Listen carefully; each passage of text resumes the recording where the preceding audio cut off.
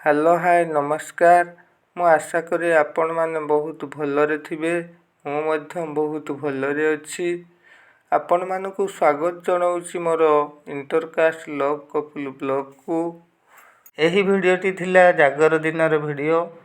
दिन पड़ी भोरु उठी गाधुआ पाधुआ सारी मंदिर जाई प्रथमतः ठाकुरंकु दर्शन कलु। ठाकुरंकु दर्शन करिबा टाइम रे आमे भिडियो करिबाकू उचित मने कलु नाहु। ठाकुरंकु दर्शन सारी आमे किछि समय मंदिर बेढ़ारे बसिलु।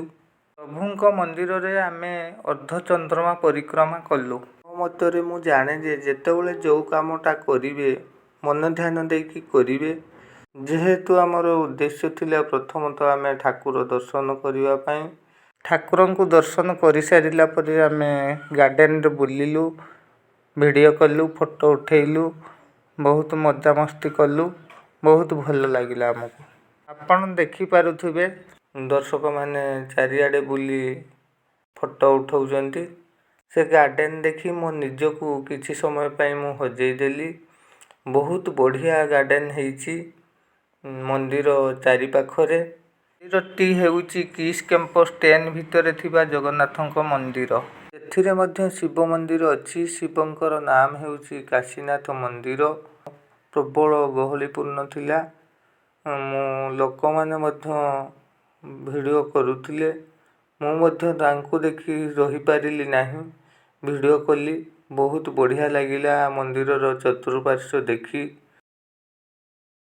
आपण मानकु बैक कैमेरा करी देखौची। आपण माने देखि पारुथिबे सेदिन मंदिर चारि पाखर दृश्य।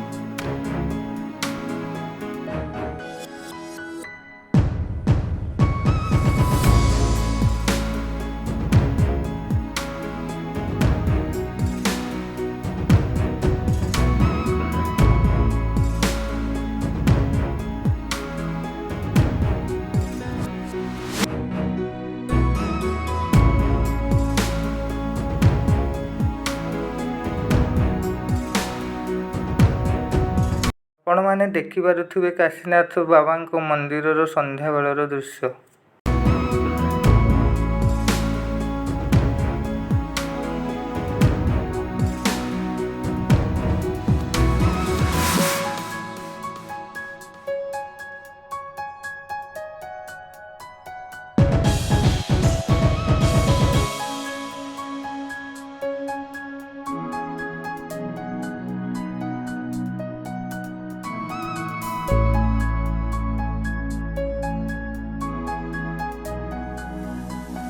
संध्या समय हो गलानी। लोक माने आसी किछि लोक दीप जालिलेनी। आहुरी मध्य आसुचंती। धीरे धीरे गहली लागिची। एठी देखंतु मो गेल्ही बसिचंती। मिटी मिटी करी चाहि दीप जालुचंती एवं पंचाक्षर जप करूचंती।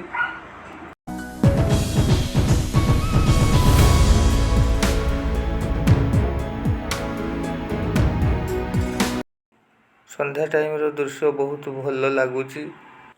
शिवंक मंदिर सम्मुखरे बसी दीप जालुचंती माँ माउसी भाई भौणी माने। प्रबल गहली आपण माने देखुचंती। दीप जाली बसिचंती ध्यान रे एवं पंचाक्षर जपुचंती।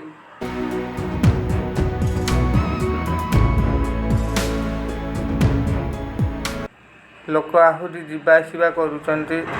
जनगहली लागी रहिची मंदिर चतुर्पार्श्व रे। आज महाशिवरात्रि जागर।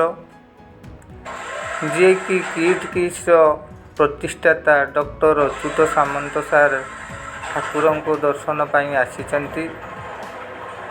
महापुरुषंकु पाखरे पाई बहुत धन्य मन करूचु। देखंतु प्रबल गहली हेइची। ନନା ଏଠି ଠିଆ ହେଇକି କ'ଣ କଥା ହେଉଛନ୍ତି ଲୋକଙ୍କ ସହିତ।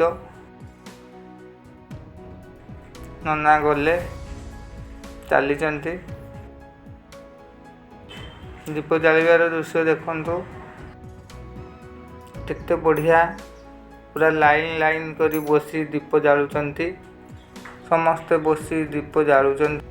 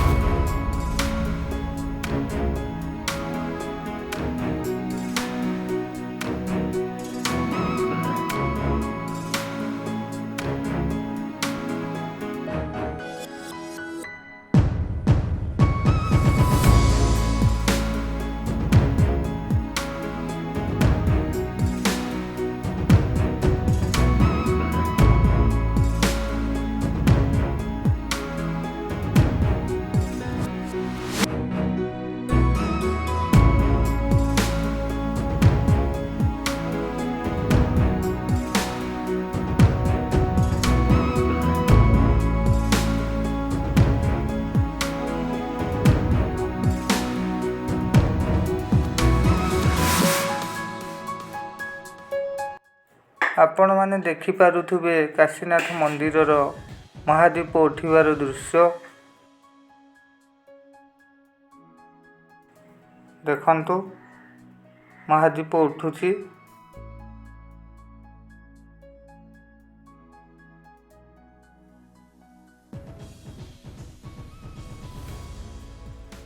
ମହାଦୀପ ଉଠିବାର ସମ୍ପୂର୍ଣ୍ଣ ହୋଇଗଲା।